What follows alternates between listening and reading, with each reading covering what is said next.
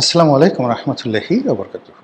সম্মানিত দর্শক, পররাষ্ট্রমন্ত্রী জনাব খলিলুর রহমান অতি সম্প্রতি ভারত সফর করে এসেছেন। তার সফরকে কেন্দ্র করে সরকারের ভিতরে এক ধরনের উত্তেজনা ছিল এবং আমাদের দেশে যারা রাজনীতি সচেতন ব্যক্তি তার অধীর আগ্রহে অপেক্ষা করছিল যে আসলে এই সফরে বাংলাদেশ কী পাবে, ভারত কী পাবে। ভারতের সঙ্গে বাংলাদেশের যে সম্পর্কে টানাপোড়েন চলছিল শেখ হাসিনার পতনের পর, সেটির কোনো দফারফা হবে কিনা এবং এই সফরের মাধ্যমে ভারত বাংলাদেশের সঙ্গে আসলে কী সম্পর্ক স্থাপন করতে চায়, শেখ হাসিনার ভবিষ্যৎ কী, আওয়ামী লীগের ভবিষ্যৎ কী, সেই বিষয়গুলো নিয়ে যারা উদ্বিগ্ন ছিলেন তারা রীতিমতো হতাশ হয়েছেন। এর কারণ হলো যে সফরটি হয়েছে সেই সফরটি একেবারে গতানুগতিক। এটিকে আমরা অনেকটা স্যাটায়ার করে বলতে পারি আনাকুম জানাকুম। তার যাওয়ার দরকার ছিল, তিনি গিয়েছেন, আর তার সফর শেষ করে বাংলাদেশে আসার দরকার ছিল, তিনি এসে গেছেন। এর বাইরে কিছু বোগাস কথাবার্তা শুনতে পাচ্ছি। এই সফরে যারা সঙ্গে ছিলেন তাদের মধ্যে কেউ কেউ বলেছেন যে শেখ হাসিনার অপাঙ্ক্তেয়। এটা নিয়ে আলোচনা করার মতো কিছু নেই।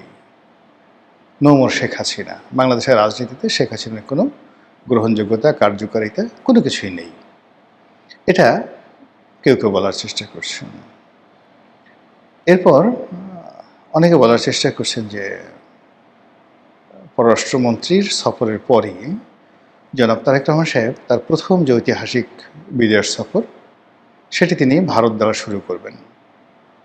তো এটি নিয়ে যখন একেবারে ফেসবুকে বা সামাজিক মাধ্যমগুলোতে নানা রকম বিতর্ক তৈরি হলো, তখন বিএনপির পক্ষ থেকে বলা হলো যে না, এটা মিথ্যা কথা এবং এই ধরনের কোনো সম্ভাবনা তৈরি হয়নি বা এই ধরনের কোনো সিদ্ধান্ত সরকার এখনো পর্যন্ত নেয়নি। ভারত ভিসা বন্ধ করে রেখেছিল, বলা হচ্ছে যে ভারত ভিসা দেবে কন্ডিশনালি।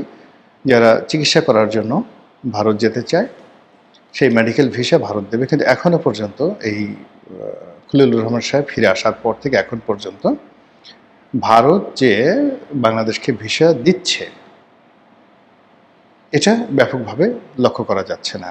যাদের খুব ভালো চ্যানেল আছে, সম্পর্ক আছে, ভারতীয় দূতাবাসের সাথে সম্পর্ক আছে, তারা অনেকে যাচ্ছেন চিকিৎসা করার জন্য। আর বেশিরভাগ মানুষ যারা ফ্রিকুয়েন্টলি ভারত ট্রাভেল করতেন তারা অনেকে যাচ্ছে না। আওয়ামী লীগের লোকও যাচ্ছে না, বিএনপির লোকও যাচ্ছে না। এর কারণ হলো কলকাতা, দিল্লি, আগ্রা, তারপর কাশ্মীর,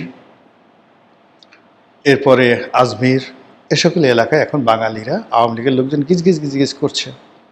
তো ধরুন কোনো একজন লোক তার নিতান্ত প্রয়োজনে সে কলকাতায় গেল, বা ধরেন আমি গেলাম, আমার কলকাতা যাওয়াটাই খুব প্রয়োজন দীর্ঘদিন ধরে। আমি 2018 সন থেকেই আসলে চিন্তা করছি আমি একবার একটু কলকাতাতে যাব, কিন্তু যাওয়া হয়নি।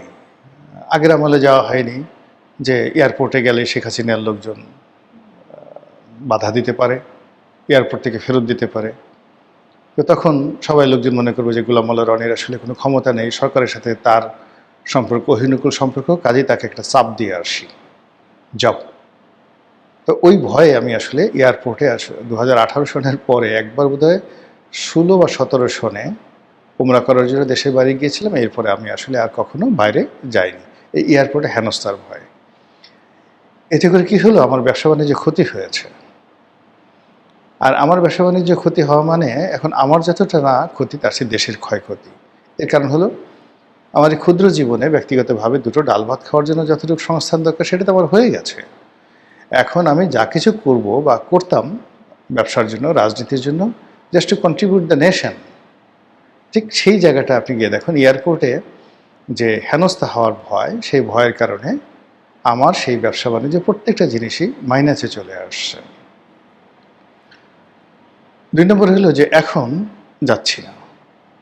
যেমন আমার পাকিস্তান যাওয়ার খুব শখ ছিল এবং এখনও আছে, পাকিস্তান যাওয়ার শখ আছে, কিন্তু আওয়ামী লীগ জামানাতে কখনো পাকিস্তান যেতে পারিনি। বা ইরান যাওয়ার খুব শখ ছিল, যেতে পারিনি। ইরান গেলে আমেরিকা রাগ হবে, পাকিস্তান গেলে আওয়ামী লীগ রাগ হবে, এসে সেই ডিবি অফিসে ডাকাডাকি করতে পারে, নানা যন্ত্রণায়। কিন্তু অসাধারণ সুন্দর একটা দেশ আমার দেখা হয়নি পাকিস্তান। এরপর এই যে কলকাতার কথা যেটা বলছিলাম, কলকাতা যাওয়ার আমার একটা খুব শখ। আমার একটা খুব মানে ছোট ছোট দুটো জিনিস আমার খুব কেনার ইচ্ছা। সেটা হলো, বলি আপনাদেরকে, একটা ভালো কাশ্মীরি শাল নিজের পছন্দ মতো, মানে এই আমাদের বাংলাদেশে যা পাওয়া যায়, ইন্টারনেটে যা পাওয়া যায়, এটা না, আমার পছন্দ মতো একেবারে ঘুরে ঘুরে ঘুরে ঘুরে একটা শাল কেনার আমার খুব ইচ্ছা। আমি কয়েকটা শাল কিনেছি, কিন্তু আমার ঠিক শেষ পর্যন্ত পছন্দ হয়নি। আরেকটা হলো, আমার একটা ভালো লাঠি কেনার খুব ইচ্ছা। আগে দেখেন ওই যে একটা জমিদারি একটা লাঠি থাকে, ওরকম আমি তুরস্কে গিয়ে খুঁজেছি, মক্কাতে খুঁজেছি, তারপরে মিশরে তন্ন তন্ন করে খুঁজেছি। এখন আমার ইচ্ছা যে কলকাতাতে বিভিন্ন যে জায়গা আছে যেখানে ব্রিটিশ জমানার অনেক পুরনো লাঠি পাওয়া যায়। কোনোটা হয়তো হাতের দাঁতের তৈরি, কোনোটা হয়তো কোষ্ঠী পাথর দিয়ে তৈরি, কোনোটা হয়তো কোনো দামি কাঠ দিয়ে তৈরি, এরকম অ্যান্টিক একটা লাঠি হাতে সবসময় থাকবে, বয়স হয়ে গেছে, এরকম একটা কেনার খুব শখ। এখন দেখা একটা নিষ্পাপ, মানে আমার এই বয়সে এটা কোনো কস্টলি কোনো জিনিস নয়, কিন্তু এটা আমার খুব শখ, কিন্তু আমি যেতে পারছি না। কেন যেতে পারছি না? যাওয়ার সঙ্গে সঙ্গে আমার আওয়ামী লীগের অনেকের সাথে দেখা হবে, অনেকে ছবি তুলবে, অনেক কথাবার্তা হবে। এখন তাদের সাথে তো আমার দীর্ঘদিনের সম্পর্ক আওয়ামী লীগের সঙ্গে।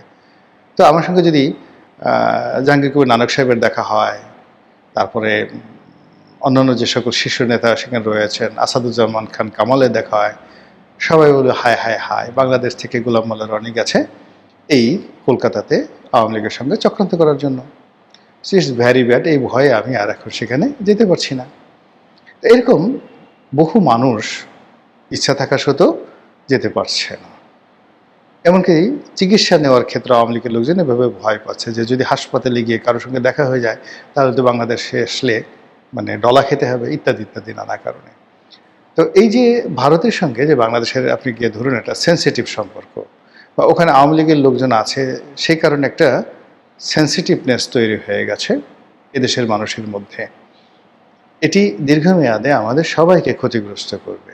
সেই ক্ষতির থেকে রেহাই পাওয়ার জন্যে অনেকে আশা করেছিল যে খলিলুর রহমান সাহেবের ভারত সফরের মাধ্যমে ভারত বাংলাদেশ সম্পর্কের একটা সুরাহা হবে, বিএনপি আওয়ামী লীগের সম্পর্কে একটা সুরাহা হবে, রাজনীতিতে আওয়ামী লীগের ফিরে আসা, সেটা যে কোনো পর্যায়ে হোক, যে কোনোভাবেই হোক, এটা সুন্দর একটা পরিবেশ তৈরি হবে। কিন্তু বাস্তবে আমরা গিয়ে দেখলাম যে ভারতের পক্ষ থেকে কোনো কথা বলা হয়নি।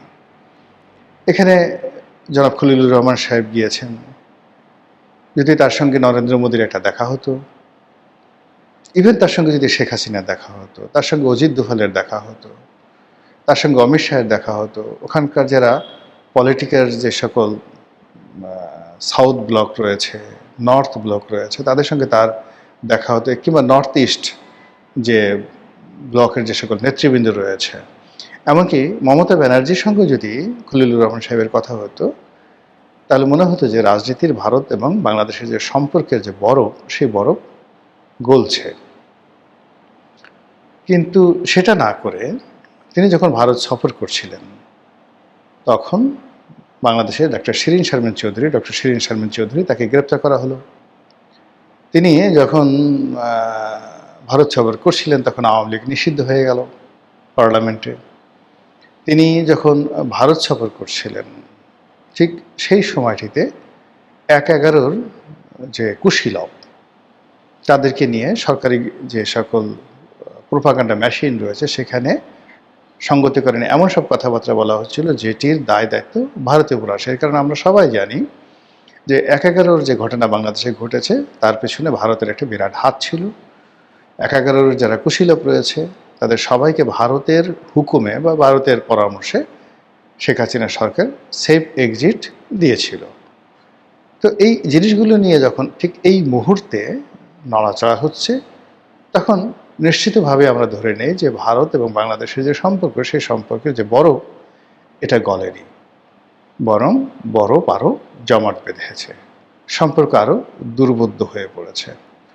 তার প্রেক্ষিতে ভারতীয় পত্রপত্রিকাগুলো আবার নতুন করে বাংলাদেশের বিরুদ্ধে উঠে পড়ে লেগেছে। তারা ডক্টর মোহাম্মদ ইউনূসের বিরুদ্ধে যেভাবে লেগেছিল, এবং ডক্টর মোহাম্মদ ইউনূসের বিরুদ্ধে যে সকল দুর্নাম বদনাম তারা ভারতীয় পত্রপত্রিকা ছাপিয়েছিল, তাকে মিয়া ইউনুস নাম দিয়েছিল। আপনারা জানেন যে বিখ্যাত একজন পর্ন স্টার আছে মিয়া খলিফা। তো ডক্টর মোহাম্মদ ইউনুস একজন নোবেল লরিয়েট, বাংলাদেশের প্রধান উপদেষ্টা, কিন্তু ভারতীয় পত্রপত্রিকা তাকে কেউ কেউ বলতো মোহাম্মদ ইউনুস। তো মোহাম্মদ ইউনুস এই কথা বলে একই সঙ্গে তারা দুটো বিষয় ইন্ডিকেট করত, আমি এটার বেশি আর বলতে পারবো না। আরেক গ্রুপ তারা বলতো মিয়া ইউনুস। ডক্টর মোহাম্মদ ইউনুসের সঙ্গে মিয়া নামটি যায় না, তো যখনই তারা মিয়া ইউনুস বলতেন তখনই সঙ্গে সঙ্গে সেখানে তাকে অশ্লীলতা অশ্রাব্যতার সঙ্গে জড়িয়ে দেওয়া হতো। তো এই যে ধারাবাহিকতা, সেটা নির্বাচনের পরে এখন পর্যন্ত মোটামুটি ভারতীয় পত্রপত্রিকা বিএনপির ব্যাপারে নেতিবাচক মন্তব্য করেনি। কিন্তু ভারতীয় সোশ্যাল মিডিয়া, যারা সোশ্যাল মিডিয়ার যারা ইনফ্লুয়েন্সার, তারা আবার সেই পুরনো যে রোগগুলো, সেই রোগগুলো তাদেরকে পেয়ে বসেছে। তারা বিএনপির বদনাম শুরু করেছে। এই বিএনপির আমলে মৌলবাদ অতীতকালে যেভাবে নাড়াচাড়া দিয়েছিল, আবার সেই মৌলবাদ নাড়াচাড়া দিচ্ছে। আবার মাজার ভাঙা হচ্ছে, আবার পীরদেরকে পুড়িয়ে মারা হচ্ছে। আবার নর্থ ইস্ট, যে ভারতের যে উত্তর পূর্বাঞ্চলে যে রাজ্য সমূহ রয়েছে, সেখানে যে সকল বিদ্রোহী গ্রুপ রয়েছে, নাগা বিদ্রোহী রয়েছে, সাঁওতাল বিদ্রোহী রয়েছে, সেখানে উলফারা আছে, এমনকি সেখানে রোহিঙ্গারা পর্যন্ত আছে এই নর্থ ইস্ট গ্রুপের সাথে মিলিয়ে। এবং সেইগুলোকে বাংলাদেশ বা বর্তমান সরকার ভবিষ্যতে যে তাদেরকে প্রিভিলেজ দেবে না, পাত্তা দেবে না, বা তাদেরকে নির্মূল করার ব্যাপারে ভারতকে সহযোগিতা করবে শেখ হাসিনার মতো, এরকম কোনো লক্ষণ তারা দেখতে পাচ্ছেন না। বরং তারা তারেক রহমান সাহেবের সেই যে অতীত রেকর্ড, সেই অতীত রেকর্ডকে নিয়ে তারা টানাটানি করার চেষ্টা করছে। এবং এই মুহূর্তে তাদের সঙ্গে আবার আমেরিকার যে বন্ধুত্ব, পুরনো বন্ধুত্ব, সেটা আবার নতুন করে চালু হয়ে গেছে। তো কাজেই ডোনাল্ড ট্রাম্প মধ্যে যেভাবে নরেন্দ্র মোদীকে বাদ দিয়ে বাংলাদেশের ব্যাপারে সরাসরি হস্তক্ষেপ তারা করছিলেন, সেটি সম্ভবত তারা এখন সেখান থেকে সরে যাচ্ছে। মধ্যপ্রাচ্যের যুদ্ধের কারণে রাশিয়ার সাথে কূটনৈতিক যে বিপর্যয়, তার কারণে এখন তারা চীনের বিকল্প হিসেবে এশিয়াতে ভারতকে তারা চাচ্ছে, খুব দরকার। এবং অন্যদিকে আবার পাকিস্তানের হাতকেও তারা শক্তিশালী করছে। এই যে ইরান এবং আমেরিকার যে যুদ্ধ, সেই যুদ্ধে তারা দ্বিতীয়ালির যে ভার, এটা ইচ্ছে করে পাকিস্তানকে দিয়েছে, যেন পাকিস্তান রাষ্ট্রের যারা কর্ণধার তারা বিশ্ব নেতাতে পরিণত হতে পারেন। এমনকি যদি নওয়াজ শরীফ কিংবা অসীম মনির, এখন যিনি আছেন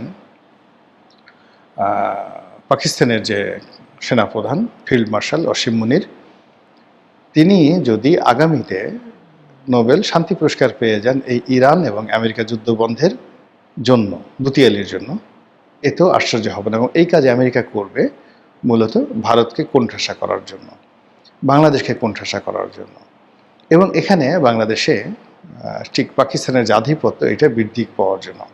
ফলে কি হলো, আমাদের যে ইউনুস এরা, কিংবা আমাদের যে ৩৬ জুলাই, কিংবা আমাদের দেশে যে সংবিধান ছুঁড়ে ফেলার ইতিহাস, আমাদের দেশের যে রিসেট বাটন চেপে দেওয়ার যে প্রকল্পগুলো, সেই প্রকল্পগুলো কিন্তু বন্ধ হয়নি, সেগুলো পুরোদমে চলছে। আর এই প্রকল্পগুলোকে ঠেকিয়ে দেওয়ার জন্য বিকল্প শক্তি হিসেবে ভারতের সঙ্গে বর্তমান সরকারের সম্পর্ক উষ্ণ করা এবং সম্পর্কে বরফ গলানো রীতিমতো ফরজে আইন।